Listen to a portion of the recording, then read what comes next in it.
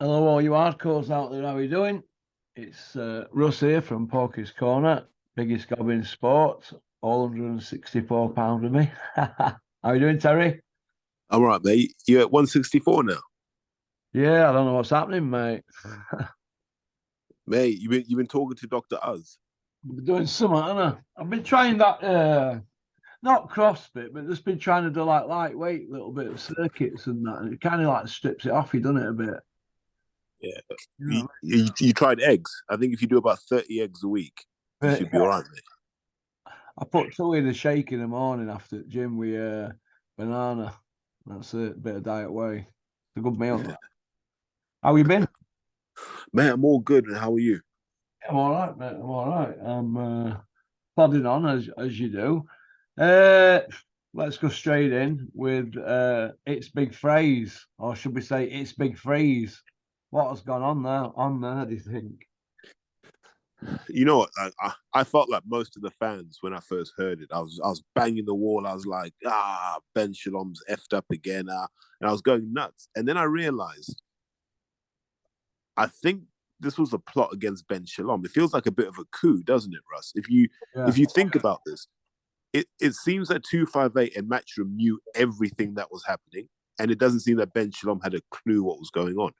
And if you really look at it, Fraser Clarke on Sky feels like an unusual fit because 258 are pretty much in bed with Matchroom. Fraser would be a better fit at Matchroom because of the guys he could fight on Matchroom. That would make a lot more sense. If this is to destabilize Fraser and get him over to Matchroom, I can see this being sort of that initial shot. You know, he's firing the first bullets in that war. yeah.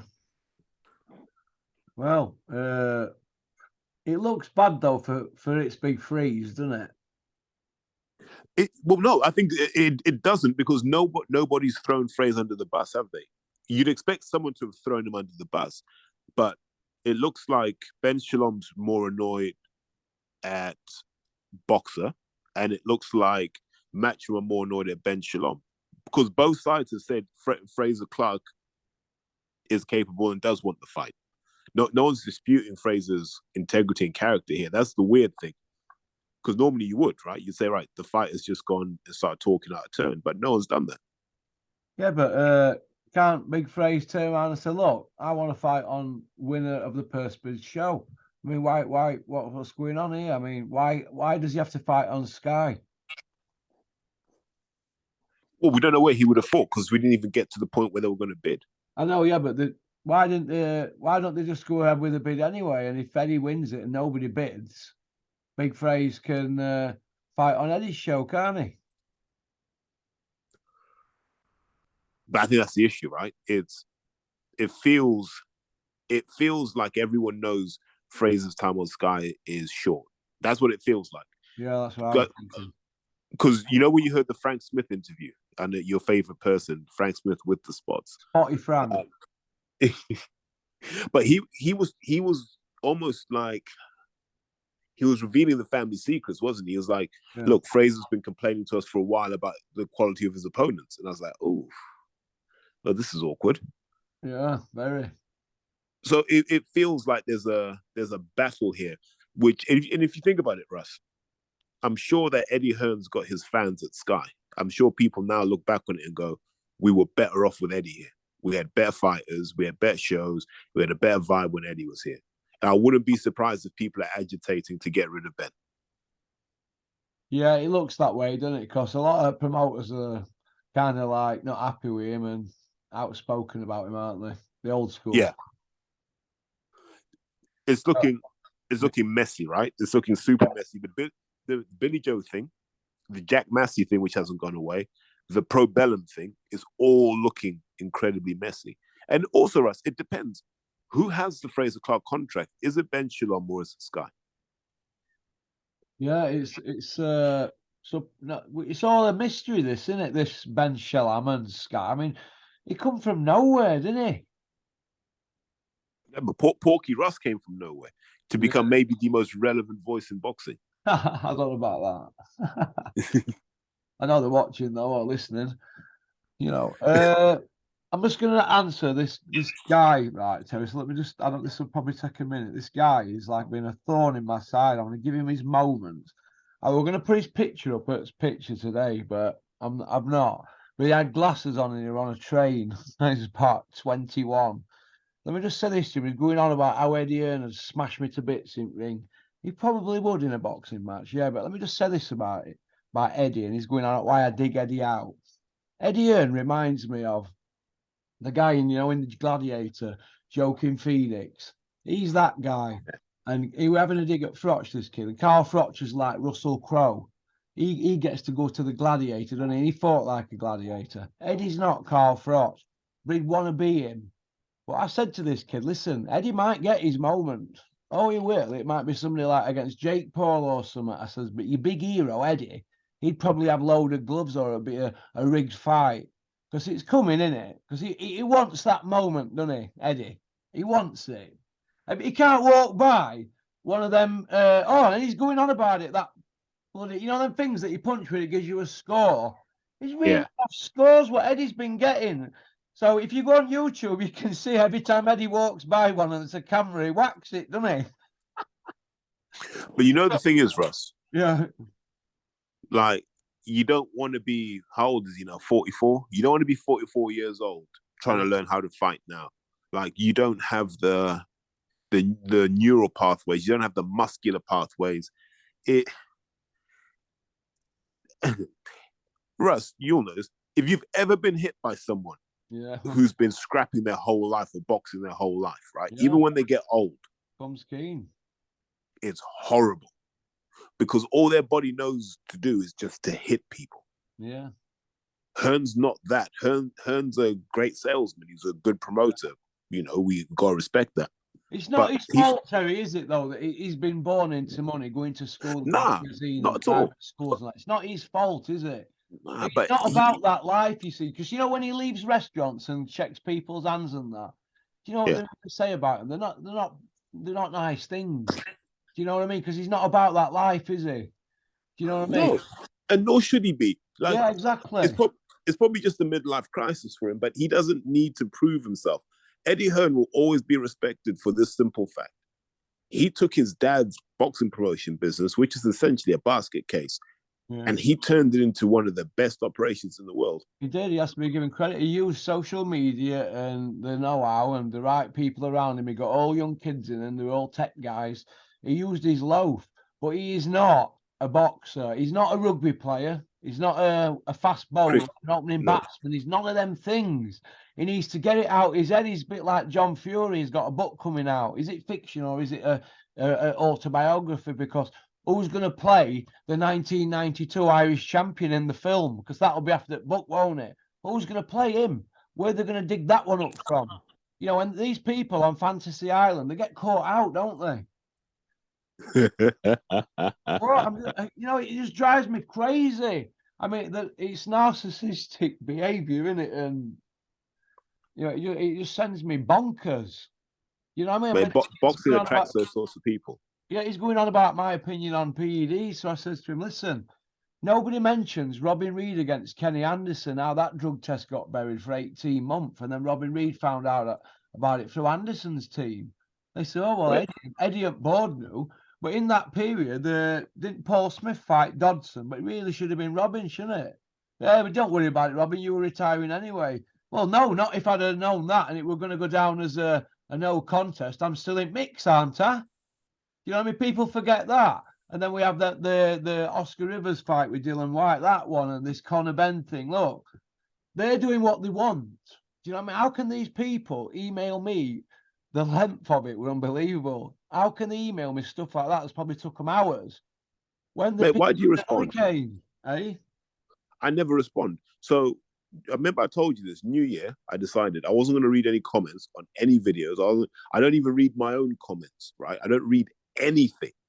If you've got something to say, you'll say it to me in person. I don't read a single thing, Russ, because it's not worth my time. My time's too valuable. I find myself sending this guy like who's really caught me, in the morning. I thought, I'm ready for you, mate. I've been up all night. You're gonna cop this one, you. Anyway, I sending him links where Eddie's like rinsing Jarrell Miller and stuff like that, and Canelo. And then next thing, he's promoting him again and all this kind of carry on. And do you know what I mean? And these people, they don't do the research, do they? Ah, mate, that's why I don't respond to them, man. They don't know what they're talking I about. won't be again anyway. I'll probably be getting loads of essays now sent to me. But this one, like, it took me like forever to go through it. I've wasted all my morning on him. Was it like the 20-page don't email they? you sent Eddie? Eh? Was it like the 20-page email you sent Eddie? 28 apparently. Oh, but like I said, it's just craziness. Okay, Ben Whittaker's performance. Do you think it was a bit over the top? Nah, that's exactly what you're supposed to do, right? The guy was there to be beaten. Ben Whittaker stopped him for a start. So I love that. If you're going to showboat, you got to stop the guy. Yeah. And he did. So as long as he's showboating and stopping guys, I don't mind. If it goes a distance and he's showboating, I'm like, no, it doesn't work for me at that point. Yeah. Yeah. So too many people are too sensitive, right? The fact of the matter is, that's how he's always been, Russ. I saw him in 2015, right? First time I ever saw him box, 2015. Yeah. He's doing the same stuff. Did it in the ABA final against Jordan Reynolds. He does it when the pressure's on. He's not afraid to do it, Russ. So when people say that it's unnecessary, you clearly don't know Ben Whittaker. You haven't followed his career. This is exactly what he does. Yeah. Yeah. Yeah. Well, obviously he's one for future, isn't he? But people, they've been critical about him on Talksport, haven't they? Saying that, well, he should step up and do it again. And Dominic Ingle were critical, saying, well, let's see you do it against somebody who's a proper operator. But why are people? These people are saying that they don't understand how boxing works. You know, Ben's got to do his time. He's still relatively young. He's 24, 25. He's a young man who's filling into his body. He's learning how the game works. He's learning how to go through it. He hasn't had that many fights. If we're talking about a kid who was 6-0, then I understand the calls to step up. But what was that? His third fight? Yeah. Also coming off an injury as well. So why are we so quick to put people in a position where they should lose? You know, don't we want British guys to be good? Don't we want British guys that can go to any country, fight any opponent, and we can be confident that they're going to win? We just saw John Ryder basically get spanked for all 12 rounds. He got spanked for 12 rounds, and the same people criticizing Ben Whittaker are praising John for going over there and getting beaten up. You know, so I don't respect a lot of these opinions. Anyone that's criticizing Ben Whittaker for showboating, who are you really, man? It's those old dinosaurs. You know, the guys who used to box back in the day and they got these weird opinions about how boxing should be. It's 2023, for God's sake. Grow up. Yeah. It's craziness, isn't it? John Ryder. Yeah. What do you make of that? Fight never made sense to me. But I'm happy for John because John's going to get, what, 2.5, 3 mil? You know, so he can buy himself a house, live mortgage free, probably got a couple more fights in him. He can set himself up for a good future where he doesn't have to box. He doesn't have to box longer than necessary. So in that sense, I'm happy for him. As someone who loves the sport, I think Canelo's now going to be taking those kinds of fights now because Canelo did not look good at all, did he, Russ? Benavidez would chop him down, wouldn't he? Mate, I don't think he'll go the distance against Benavidez. I think the ref would have to stop it. Like Benavidez throws too many shots. Canelo's not doing what he used to do, so he's not got that kind of slick head movement where he'd slip, roll, pivot. He's not doing any of that. But that might just be because he didn't respect John Ryder. If it's like he didn't respect John and he said, well, I'll just fight how I want to fight, fair enough. But that performance didn't fill me with confidence. John Ryder, he's no area, no English, no British, no Commonwealth, no European, and no world title. So he ain't got one of them belts, but he's a millionaire. Is this where boxing's heading now? Like I said, it's hard to begrudge John though, Russ, because he's a kid. I see where you're coming from. I see where you're coming from because he kept coming back, hasn't he, and that. But and he's done his time. You know, one of those guys who's done his time. Who did he box with back there? Was it St. Pancras or someone like that? He's done his time in the amateurs. He's done his time in the pros. He's been everyone's sparring partner. He's been around the country. He's fought small halls. Now he's done big arenas. I can't begrudge him the career he's had. I just can't. His management team have done fantastic for him, haven't they, when you think about it. To say and he's done well to stick around. Yeah, he has his took punishment though, hasn't he, John? Now. Yeah. So hopefully now he doesn't have to box. Now it's just whether he wants to or not. Yeah. Yeah, it's a good story, but it's one where you can say he didn't win anything. Maybe he'll look back on his career and maybe there might be regrets how he did things or what weight he should have fought at. And do you think, Terry, he is a super middle? Well, he showed it against Callum Smith. He's definitely a super mid, but I think he kind of appeared at the wrong time. Like if he was a super middle, yeah. If he was about 3 years older, then he would have been in the mix with George Groves and all of those guys. Then he would have had some really good fights. Yeah. Dave Allen, he's been vocal last few days on various YouTube channels. He's mature. He wants Wardley fight. Wardley says there's no chance. What do you think? If it's a voluntary, says there's no chance. Why not? That's a fair fight. Like, let's not forget, man. They've still got that win over Lucas Brown, a decisive win over Lucas Brown. Yeah. So there's some equity in Dave Allen. There's some money in him. And if Fabio let's say Fabio stopped Dave Allen, it'd be a huge statement. Yeah. But what if Dave turned up fit and were crude as out and just went after him? Oh well. I mean, that's the dream and the nightmare scenario, right? That is as scary as it gets.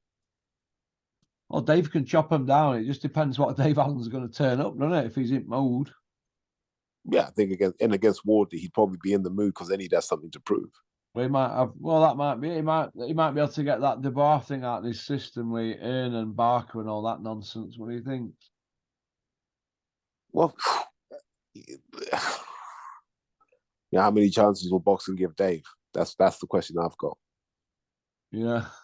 Hey, something's just popped up on my phone, Terry. What's that?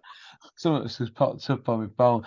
A picture of Eddie Hearn or Eddie Hills playing poker with glasses on like Elvis.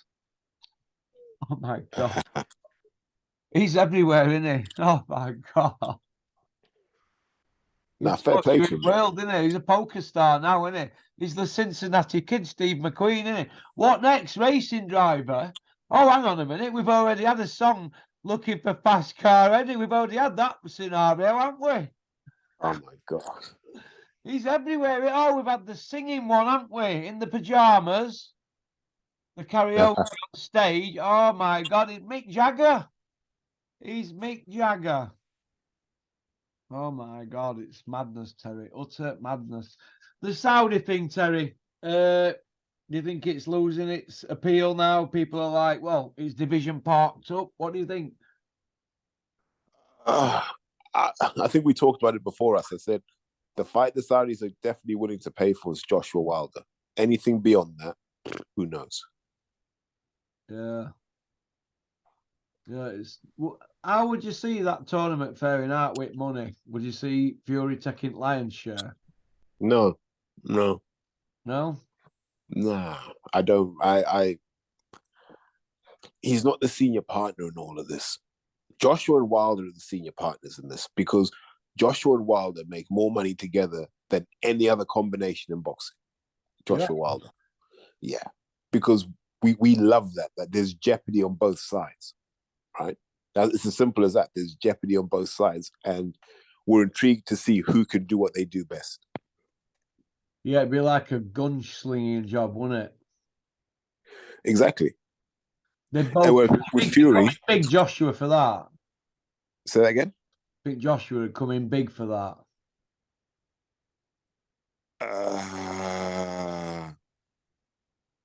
Nah, he'll get knocked out regardless. You reckon? Yeah. Do you reckon Wilder lights him up, Terry, and puts him on planet orbit? Wilder's dropped everyone he's ever been in the ring with, right? Yeah. And Joshua hasn't got the greatest chin. It's not like Joshua walks through people. So Wilder's going to land, and Josh is going to have to take a few of those shots. And the thing with Wilder, which makes him good, is it could be a straight right, it could be a right hook, it could be a right uppercut. You won't even know. Yeah. Oh yeah, Wilder's quick though, isn't he, when you look at him, like, when he puts them together, isn't it? And what people forget is he doesn't commit either. Like, you really have to walk him down to get hold of him. Yeah. Oh yeah.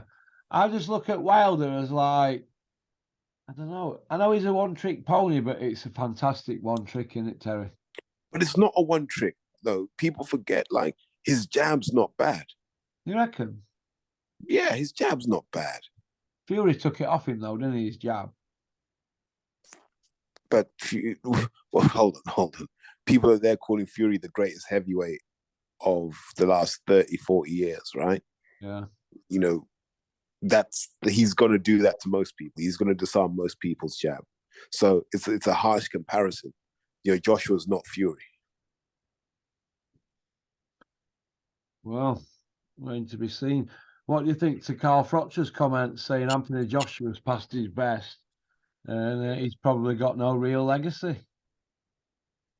Wow. He'll always have a legacy. Like that's the guy. That's the guy that fought Vlad in Wembley, and that's one of the high points of British boxing, like ever. Do you want me to read his quote out here? Joshua doesn't need to retire, but I would say that AJ's past his best and on the slide. I don't know where his motivation is now. His motivation is now. It can't be money. He says it is, but he's made a fortune. So when you've earned so much, how much do you need? That's one of the reasons I retired, because I'd earned enough money. And I thought I've got everything I want. So why am I going to get punched in the head and risk getting injured? I've got kids and there's risk and reward. AJ had a fantastic career financially, but maybe it niggles him that he's probably got no real legacy. He's not in the Hall of Fame, unlike the Cobra. Not to have a dig at him, but you have to look at yourself as a fighter and ask, why am I in the game? Am I in the game to make a fortune? Of course I am. If I can do it and be one of the lucky ones, one of the few who get out of the game financially free with their health intact, and he's done that. But he's not going to go down as an all-time great with the fights he's had. Losing to Ruiz and back-to-back fights with Usyk, what does he want? What's he fighting for? He said money, but money is not motivation when you're fighting. Trust me, you don't think about money when you walk in that ring. If you do, it's a bad attitude and you don't perform. You perform from wanting to be a world champion and wanting to perform for yourself, and fans get a legacy to be a Hall of Famer. You have to be in love with the sport. Woo! That's 20 minutes ago. He's 100% right. Yeah, you think? He's 100% right. What keeps Joshua going? It's not the hunger that he had before, because remember when he wasn't making the money that he is now? He was tearing into people. He had a real point to prove. But now he is Anthony Joshua, the sportsman, the brand, the national treasure. What's he really doing it for? It's like, but it'd be like Frank Bruno carrying on but not going for a world title, wouldn't it? It'd be like a road show kind of thing. That's what Joshua's turned into, Terry, in it now, like a bit of a freak show, isn't it? It's like nostalgic, isn't it? It's gone that route, hasn't it? No, like I think the thing is we were promised Superman, and what we've got is just a regular human being, and I think that's what we're struggling to adjust to. The fact that Joshua's mortal when we were told that he wasn't. When he got stopped by Ruiz, it were the same hype as Mike Tyson, Buster Douglas, wasn't it? Yeah, remember, that was just meant to be his introduction to the US, like a nice, easy fight before the big ones came. And the big ones have never come. Joshua's never shown an appetite to fight the monsters. And people say Usyk's a monster. Usyk's a good boxer, but he's not a monster. Like you're not gonna go to bed at night stressed because you got to fight Usyk. Whereas you know, you don't know what Wilder's gonna do to you. Do you know what I mean? Like, look what he did to Hellenius. Oh yeah, dealt with him, didn't he? Yeah, and you can see that happening to Joshua. And Joshua's probably seen that and gone, I don't need that in my life. Yeah. Do you think that Joshua can win a world title again, Terry? Yeah, 100%. Yeah. But I would. Let's say he had to fight Hergovich for a vacant belt, for example. You think that's his only way if the belts get scattered? Yeah. He's not going to. Well, the two guys holding the belts at the moment will definitely beat him. Oh well, one already has twice. Yeah. So he ain't going to get him that way. He needs the belts to move. It's going to be interesting with Joshua at the moment because whether he fights next, if he's in an hard fight with the main guys, he's going to be the talk of the town. But if he fights a stiff, well, he'll be talk at town again, but they'll get hammered, won't they? So it could be end of him if he fights, the top tier, or fans could turn off him if he fights a lower tier, couldn't they? The thing is, if he got stopped by Wilder, I'd still rate Joshua. I'd rate him for being man enough to step into the lion's den. Yeah, I would for going all guns blazing and finally face his demons. Because you know what? I bet he's carried them demons from day one. Not just from recently, from probably when Dylan White put hands on him in amateurs. Probably more so for when Vlad put that right hand on him. You reckon? Yeah, because I knocked him into the middle of next year. He didn't step on gas after that, did he, Vladimir? Couldn't. Just rusty. You know what I mean? It was like some old 2.8 Granada trying to chase you down the road. And, you're just smoking. I just smoked them. You know what I mean? That's what it reminded me of. And Joshua was like in a daze, wasn't he? But to be fair to Joshua, he played poker, didn't he? Making out he was all right, didn't he? Yeah, because he was still intimidating then. If that situation happened today, no one's stepping off Joshua. They're steaming right into him. Yeah. But then I think Vladimir was a bit cautious, wasn't he? Yeah, because people thought that knockout power was serious. But when you went in the cold hard light of day, when was last time we really saw Joshua icing people? He hasn't iced anyone who was any good. Do you know what I mean? Pula, Povetkin. No, but he kind of stopped those guys. They weren't iced. Like, he didn't put them on their backs or anything like that. It's like I say, look at what Wilder did to Brazil. Look at what Wilder did to Ortiz. Look at what Wilder did to Helenius. That's icing someone. Yeah. When they're not the same person afterwards. I don't think Robert Helenius is the same guy now, is he? I don't know. I don't think he'll box again. They carried him out on a stretcher, didn't they? That's what Wilder can do to you. You know what I mean? What do you think about Jake Paul's comments? Disrespect. He's saying this Misfits thing, it's some circus and whatnot. Yeah, it's a circus he's part of, though. Yeah, well, he's wanting best of both, isn't he? Exactly. So, I don't knock it. I've said it before. If boxing had its act together, these YouTubers wouldn't be able to do what they're doing. You know what I mean? But that KSI has gone about it in proper way, hasn't he? Kid's been boxing for years now. No, he's got his own promotional company and that, and he could be a force, him, Terry. Don't be surprised, man. And he's a smart kid. He understands all of this stuff. Look at what he's doing with that Prime Energy drink. Like we talk a lot about boxing, but KSI is doing stuff that people paid hundreds of thousands a year can't do in terms of marketing. That's what he's doing right now. Yeah, he's doing well, isn't he? He's doing really, really well, KSI. What do you think about Robert Smith's role at the board at the moment after 15 years, Terry? Truthfully, what do you think? You got to look at it in a balanced way, though, Russ, right? So there's some good and there's some bad. The anti-doping stuff, bad, but getting better. I like how they've held a firm stance on Conor Benn, and you got to give him credit for that.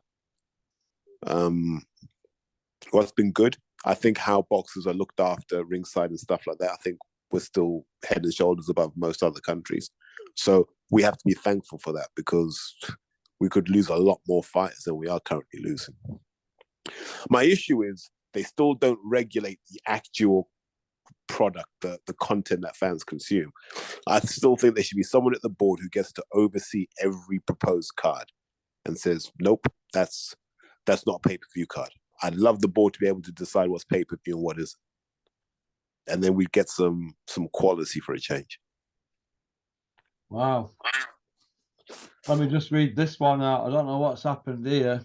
There's another one popped up. I'm not going to read it out because I don't want to make this about Fox, but there's one popped up 4 minutes ago. Deontay Wilder knocks Anthony Joshua out. Knocks him out inside 1 round. Is there some intense beef, do you think, there? That's boxingscene.com. You know what, Russ? I think Carl's just being honest. He's just saying what a lot of people think anyway. You like Roy Keane, isn't he? Yeah, steady on, mate. There are levels to this. Like Roy's top tier. Top tier. Yeah, he's been doing it years, but you know, Carl's learning. Straight to point, though, isn't it? Yeah, Carl's only a pup in this game right now, but he's learning. Yeah, straight to point, going in on Joshua. Wow. Big Meech getting torn apart by the Sheriff of Nottingham. Oh, shit on McCracken, though, didn't he? He did, and history showed maybe he should have just stuck with McCracken. Yeah, because that straight 1-2 style he had going for his son, pretty basic. It got him far, didn't it? And you know what it did? It stopped him thinking too much in the ring. Yeah, and now he's trying to set traps and all this and that, whereas before he didn't, did he? Didn't need to. He just swarmed you. Yeah. So with speed and power. And now he's trying to belatedly become like Sugar Ray Leonard mixed with Roberto Duran mixed with Tommy Hearns. We're trying that Tim Witherspoon shoulder roll. Seeing him doing this Tim Witherspoon shoulder roll in that Derek James camp. Do you know what I mean? What's all that about? What are they trying to turn him into? I don't think they know. I genuinely don't think they know. Joshua should just be a seek and destroy guy. That is it. And however his career ends, it ends. You know what I mean? It's madness, isn't it? It's madness. Utter madness. So I worry for him, Terry. He's wealthy. He's a wealthy man. He's fine. I worry for him. Right, I've got to get off. I've got to get to graft. So listen, we've got some. Wait, so you sent me 2 Zooms and we only do 1. I know, sorry, mate. I forgot I had something on. I'm only joking. No. I know you bite. I know you bite. We've got a list here, mate, so get ready. Right, you did your new age thing. Yeah. I had a few emails of it. What would it like to get back with guys and that? Oh, mate, you remember, at the end of the day, we're mates, so we just slot in. You know, it's just, we know each other now. Yeah. I thought it was good, actually. I put it out on my channel, I had a lot of comments on it. I thought I'd put it out for 25th. And some positive stuff from that. And it's a shame that you don't do it, you know, once a week, isn't it? Is it a time thing? You know how it is, Russ. Life gets in the way. Yeah, are they all right, though? Are they all happy? Yeah, of course. You know, it's always going to be love between us 3. It's just everyone's got different things going on in life. So there's no point in trying to commit to doing something weekly when we know we couldn't do that. And then everyone ends up getting frustrated and annoyed. So we've just decided when we can do it, we will do it. Yeah. Well, which is the lad that's, is it Andy? I haven't been watching much boxing. That's a shame, isn't it? Yeah. Well, that lets you know how far the sport's sunk. Well, because them lads put, I don't know about Martin if he still watches it, but they put a lot of time in, didn't they? Yeah. The pod and that. People don't understand what time and effort in it, and you know, you don't see your family and all that, do you? Yeah, they get the finished product. They don't know about the hours of prep and the hours of editing down, trying to get the audio to sound decent, all that sort of stuff. They don't know. Do you know what I mean? Because they just consume the 60-minute product at the end. Yeah. I do. I understand that, mate. It's a shame that you had such a good thing going, and like I said, it was one of catalysts for me doing what I'm doing.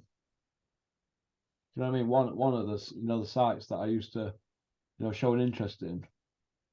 Yeah, but so we did our job. That's what we wanted. We wanted other people to know that they could do it too. I used to like that boxing coalition as well. They used to put some on Twitter, you know, every week, and I don't know if anybody used to listen to that. I don't know what happened to them, lads. I thought that were good as well. Do you remember them?